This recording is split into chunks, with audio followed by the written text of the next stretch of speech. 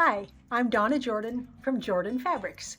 Today I'm going to show you how to make a quilt, and it's called Swallows. It's called Swallows because the patchwork almost looks like little birds in flight. It's very, very interesting. Now it's designed by Debbie Maddie of Tiori Designs, and you can use either charm packs or layer cake squares to make the patchwork. I'm going to use layer cake squares. Now this is a nice bright collection from Moda, and it's called Petal Power. And there's a lot of colors, which I think will look good. We've got aqua, green, orange, yellow, pink. So that should make a nice, bright, cheerful quilt. The pattern comes with instructions for 4 different sizes. I'm going to make the twin. So I'm going to need 1 layer cake, and then I'm going to need some background and a couple of borders, but we'll worry about that after we get the patchwork done.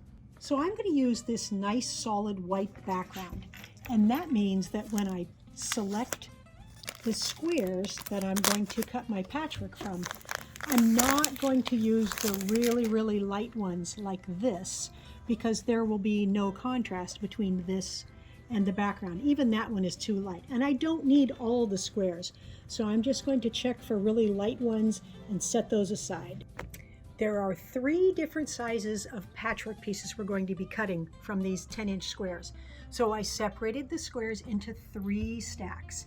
Now I can't give you all the sizes we're going to be cutting them to because it's not my pattern, but Debbie Maddie's patterns are very easy to follow and tells you exactly what pieces you need.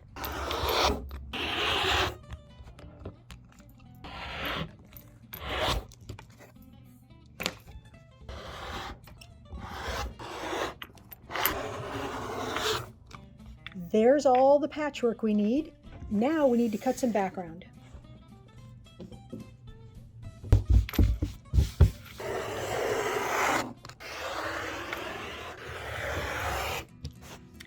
All of the background pieces are now cut. Next step, take these medium-sized squares and put a line on the back side of each of them. I'm going to use a pencil. I just use a light pencil line, and I'm drawing from corner to corner.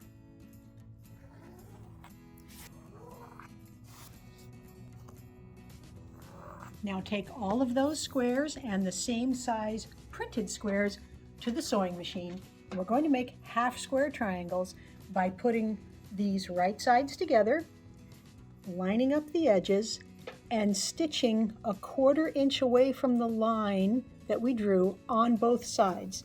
So I like to go carefully down the one side, and my presser foot is a 1/4 inch wide, so I can just drive right along the edge there and swing it around and then go down the other side. Next step is to cut along these drawn lines. So when we cut this, what we're going to get is called a half square triangle, and we're going to get 2 of them from each of one that we cut open. Now we need to iron these all open. The easiest way is to put the background down on your ironing board and then peel it open. And the reason I say peel is because I want to keep this seam nice and straight. I don't want to have a bow or a dip there. So I kind of open it with my fingers, then use a dry iron, then some steam. Now it's nice and straight and nice and flat. Now the pattern has these made a little bit larger than we need so that we can trim them down to size and they will be perfectly square. So I'm going to use this ruler here that has a line on the 45-degree angle, and that line, that yellow line, is going to go on the seam there, and I'm just going to slide it all the way down.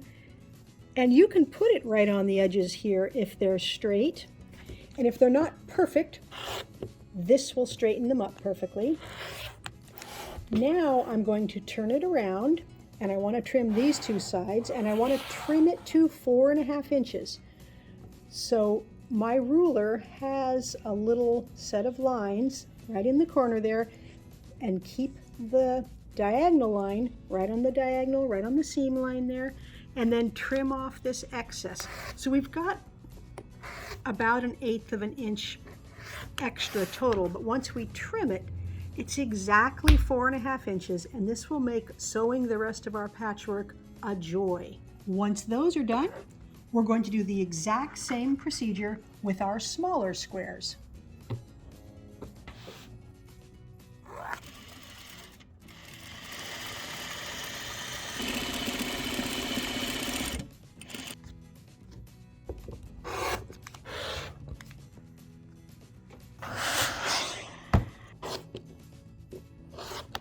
Okay, we are ready to make our first block. Here's what we need.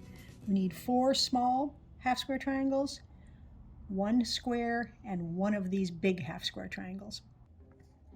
Here is what it looks like.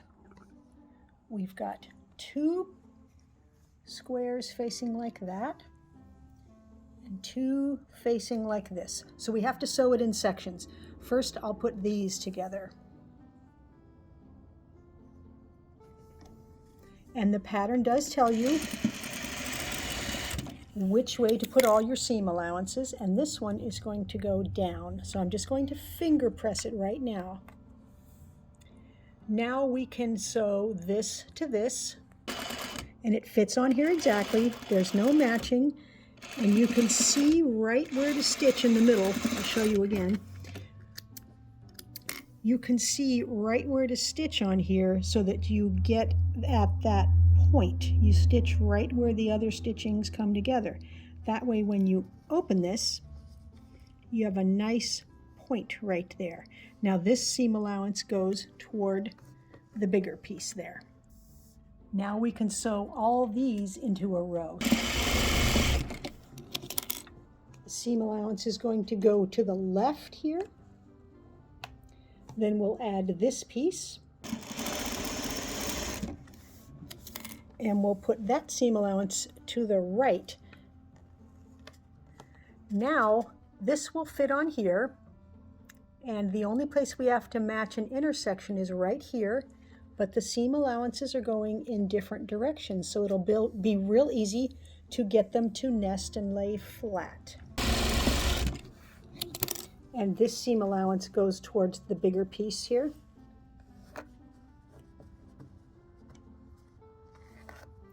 So that's our first block. When those are all done and ironed up flat, we're going to take 4 of them back to the sewing machine. Here is how we're going to put these blocks.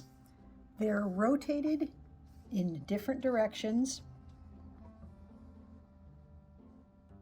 So we've got them this way, this way, this way, this way.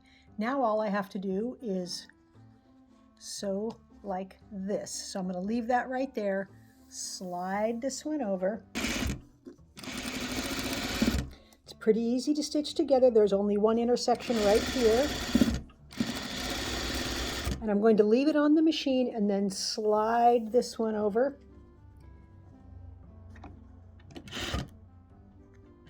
Again, only one intersection right there, so it's pretty easy sewing.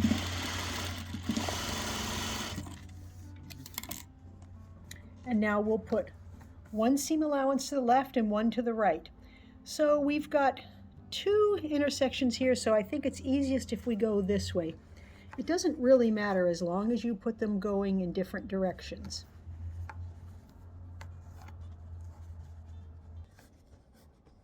So as I finger press, I'm just pulling it apart and then drawing my fingertip or my fingernail down the seam allowance there. Now, one last seam here.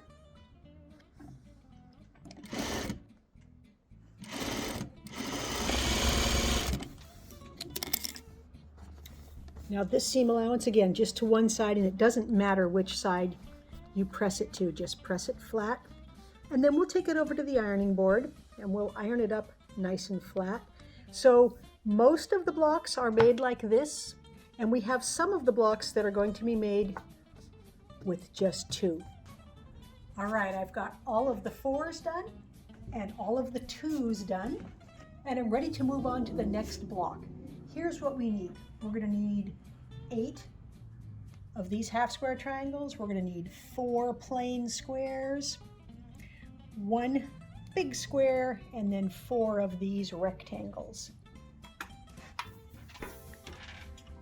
So let's get everything into place. I know these plain ones are going to go in the corners, and these rectangles go in the middle of the sides, and then we'll fill in with the half square triangles.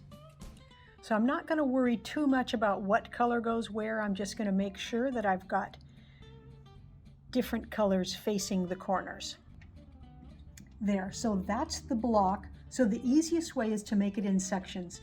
So we can take all of these 3-piece sections and sew them together first. So let's start with this one on the top. I'm just going to take it right over here to my machine and press the seam allowances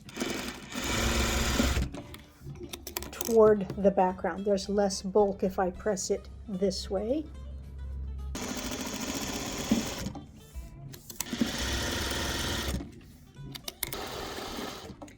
There, all of those sections are done, and I'm going to put the 2 side ones onto this middle. So let's start here.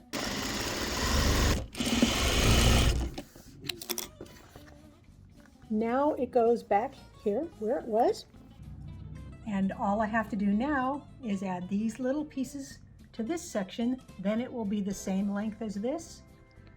Same procedure on the bottom. Sew those onto the block and it'll be done. Those blocks are all done.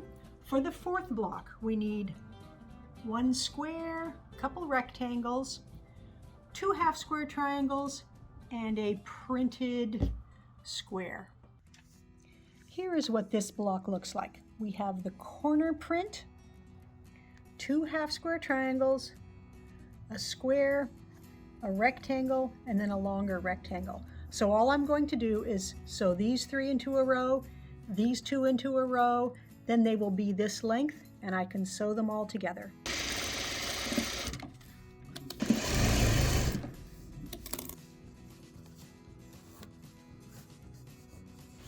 Okay, we just have 1 more block to make. For that block, we need 1 of each of these background rectangles. We're going to need 4 half square triangles and a couple of squares. Here's how we lay out this block. The printed blocks go in the corners, and then we have half square triangles pointing like that. And you don't have to remember how all of this goes. The pattern has excellent pictures and instructions for all the block layouts. So this is just, again, 3 rows. I'll make the rows and sew them together.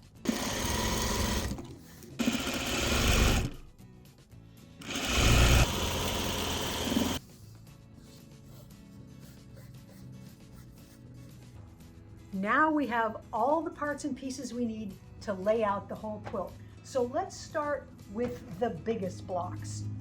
The first row is going to have 2 of these and 1 of these guys in the middle.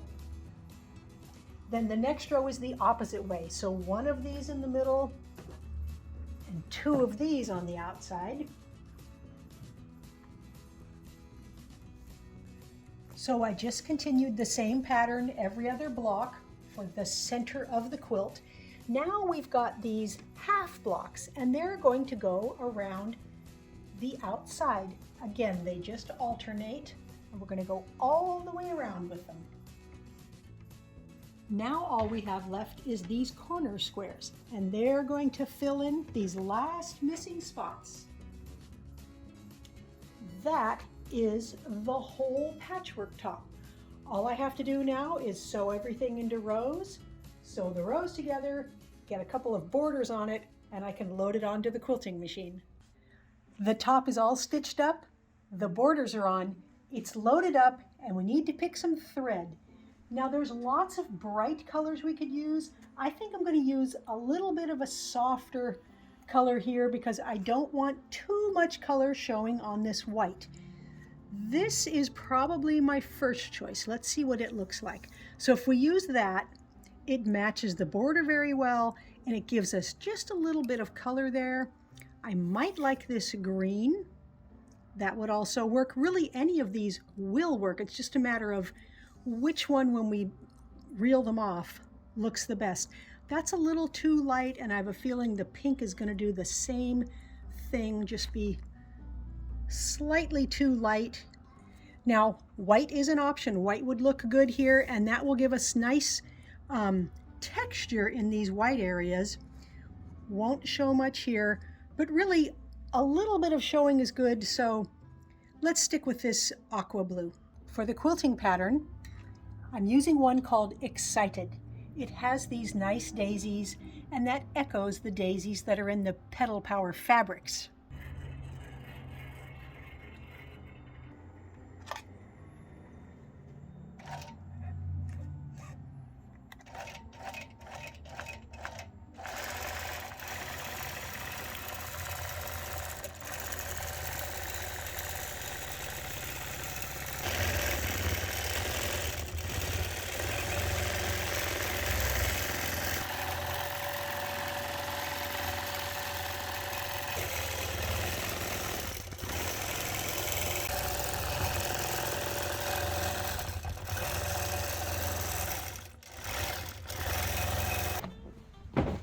All right, the quilt is all done. It's pretty big. It's an extra long twin.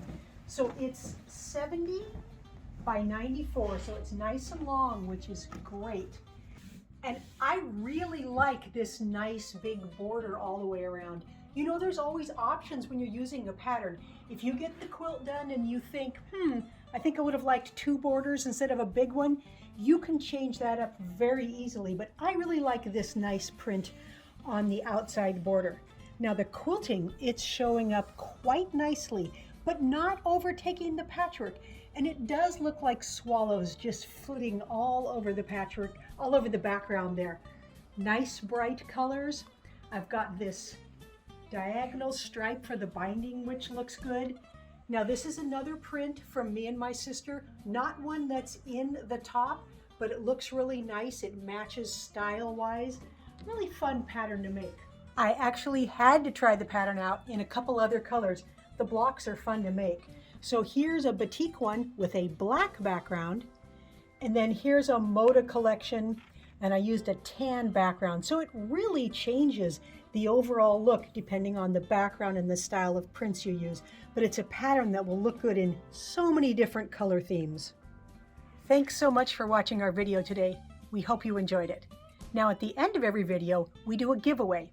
Today's giveaway is this quilt called Simplicity, and it's kind of big, so I'm going to take it to the table and show you what it looks like. We also did a video to show you how to make this pattern. It's all made with nice bright Moda fabrics, kind of 1930s prints, and it was done with strips, done with strip units. And it's very easy to enter the giveaway. All you need to do is click the link right below the video. It says giveaway, and that'll take you to a page where you put in your email address and your name, and we can send this to a winner anywhere in the world. So good luck. Now, if you like our videos and you want to support us, the best thing you can do is subscribe to our YouTube channel. That really helps us out. Happy quilting!